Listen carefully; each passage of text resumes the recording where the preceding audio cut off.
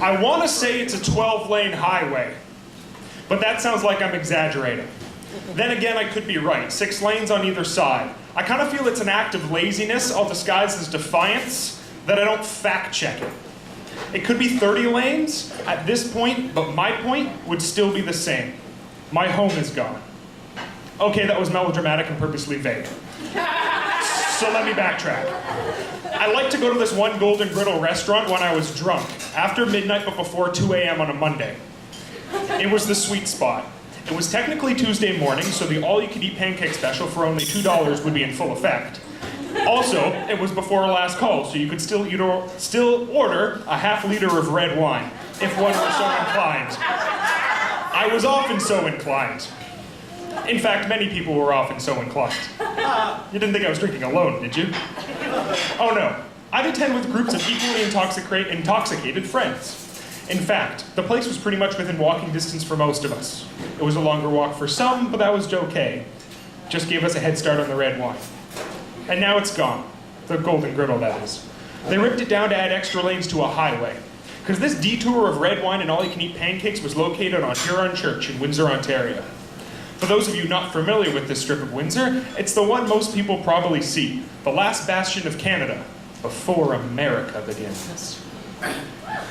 It's the Green Mile for anyone driving the Detroit-Montreal corridor. Keep your eyes on the road, don't look at the locals, and soon you'll make it through to the other side. I'm so often proud of the things I leave behind on purpose, but the little spots we can't go back to are the ones that sting. Like the double shot of nostalgia chased with the knowledge that we're that much closer to death. This is why I can never go home. I can never get red wine and all-you-eat pancakes again. A weekly break from socially accepted social norms that I took for granted, gone forever. It was something you had to wait for in an increasingly on-demand world. It was a little secret, like a joke that seems so obvious, but you've never heard anyone else say it. So you listen for it consciously for a while.